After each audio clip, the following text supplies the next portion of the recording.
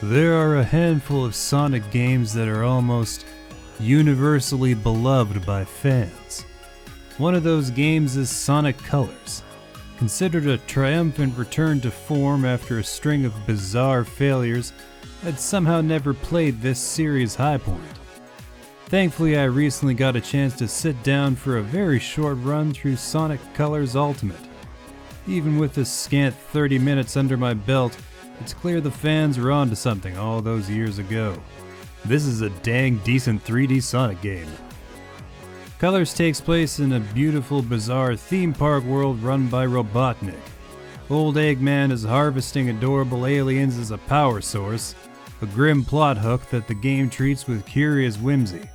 Maybe being used as a living battery just leaves you tired and sad? I only played for 30 minutes after all. The dialogue in these opening sections is fun, snappy, and clever. The story doesn't take itself too seriously, which is a huge relief. The blue blur is at his best when he's having fun, after all. Combat is given a shot in the arm with the introduction of the Wisps, the aforementioned aliens. Different colored creatures give access to different powers. The first one you unlock is a laser-guided super dash. It's great for accidentally shooting straight up and also shredding the first real boss fight. Otherwise, you're still doing that auto-target air dash that makes regular enemies into harmless platforms.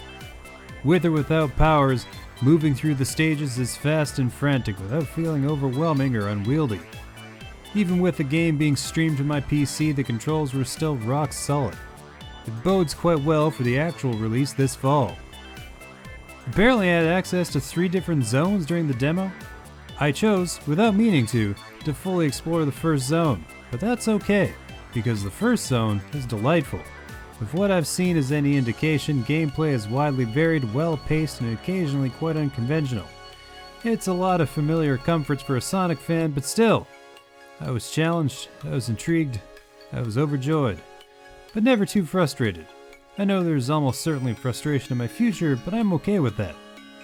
Speaking of frustration, one thing that persists in Colors Ultimate is the control philosophy. For new players, it's important to know that Sonic almost always moves like he's got rockets in his shoes. Just about too fast, skidding slightly to a stop, begging to accelerate beyond your meager grasp.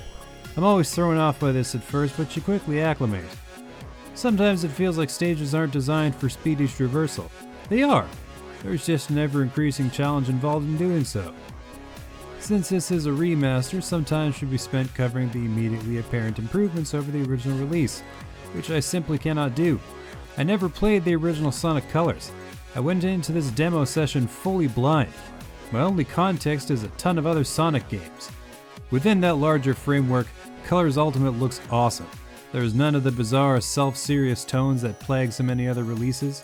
The controls and mechanics are well honed and perfectly fluid, and thanks to the somewhat timeless aesthetics shared by modern Sonic games, this feels very much like a new release.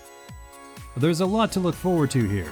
The Wisps and the many powers they unlock, the fantastic theme park worlds to explore, the breezy narrative tone, and the fast-paced action all hold a ton of promise. All of my praise and anticipation is couched within the usual Sonic tropes and templates, of course. Saying this looks excellent for a Sonic game feels mean, but it's out of love. If this wasn't at least a little janky, goofy, and uneven, I'd be a bit shocked. Disappointed even. Sonic Colors Ultimate looks like a pure, unfiltered Sonic game, one you won't want to miss when it comes out this September. Don't forget to like this video, subscribe to our channel, and hit that notification bell to make sure that top quality COGconnected content keeps on coming.